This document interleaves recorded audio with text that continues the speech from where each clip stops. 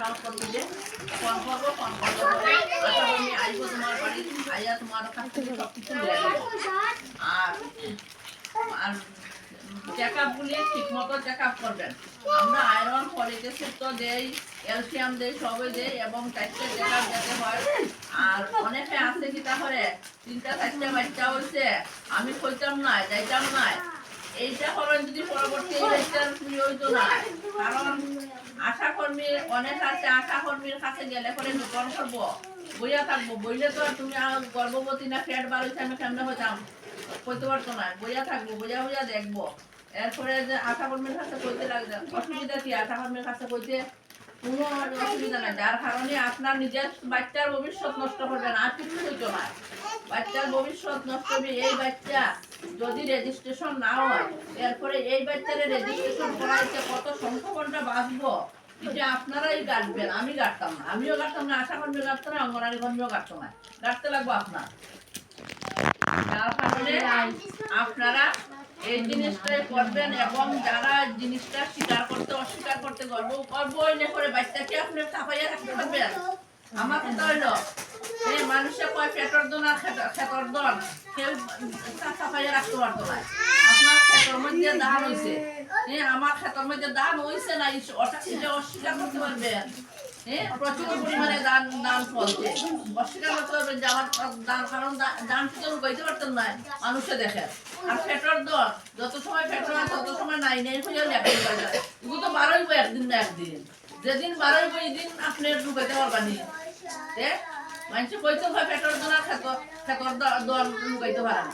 এর লাগিয়া লুকাইতাম যখন আমি পারতামই না, আমার আশা কর্মী আছে আমার প্রকাশ করতে লাগবো, অঙ্গনারী দিদিমণির কাছে প্রকাশ করতে লাগবো, সাবসেন্টার দিয়ে হেলথের দিদিমণির কাছে আমার প্রকাশ করতে লাগবো। যার লাগিয়ে এই জিনিসটা আপনারা করবেন, বুঝছেন নি? আর হইল যে যদি মানে মারা এই যে গর্ভবতী মা অঙ্গনারী সেন্টারে আইবেন, আইয়া আপনারা ইয়ে করবেন, খিচুড়ি করে খাওয়া দাওয়া করবেন, এটাও আপনারা খুশির ব্যাপার আছে। তারপরে 3 বছর পরে যে বাচ্চা বড় হইলে পরে বাচ্চারে এখানে খাওয়ানি লাগে, এইটা শুধু খাওয়ানিটা বড় জিনিস না তো, এখানে বাচ্চা আইব, বাচ্চা স্কুলে যাওয়ার যে টেন্ডেন্সি এটা রেগুলারলি হইব, তার মানসিকতা হইব 10টা বাচ্চার লগে মিলিয়ে পড়ে আর হেজে পড়াশোনা করতো এই জিনিসটা বুঝবো।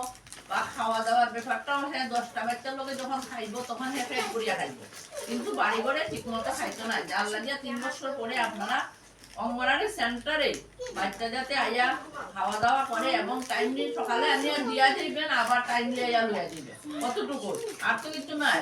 আপনার তো বোয়ার কারণ না, কারণ তারা তো আইনা যখন পৌঁছাই দিবেন তখন তারার দায়িত্ব, এরপরে যদি কিচ্ছু হয় এটা তারার দায়িত্ব। আপনি আবার আইয়া লইয়া যাইবেন, তারার কাছ থেকে লইয়া যাইবেন, আপনি যে সমস্যা করে লইয়া যেতে পারছেন তারার কাছ থেকে লইয়া যাবেন। যারা আর যে বাচ্চাটি আয় নিজের থেকে আইব, অঙ্গনারী দিদিমণি দেখবো যে যান ঠিক মতো খাওয়া দাওয়া করিয়া যাইব।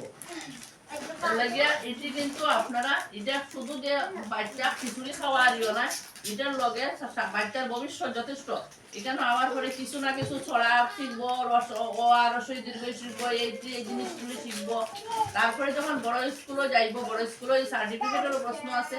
তারপরে বড় স্কুলে গেলে পরে হ্যাঁ যে বাচ্চাটিকে ঘরের মধ্যে একটাই রাখা হয়, এই বাচ্চাটি যেটা হয় পরে স্কুলে যখন ভর্তি করা হয় তখন তারা স্কুলে যাইতে নারাজ থাকে, মানে স্কুলের যে ইন্টারেস্ট এটা না, এটা ওই ছোট থেকে স্কুলের ইন্টারেস্ট করতে লাগবো।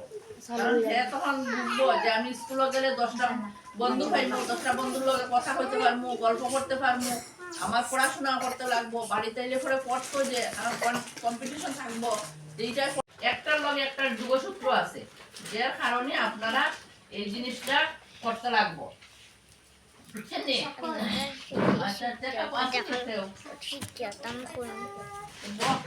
একদম ফোনই লাগছে।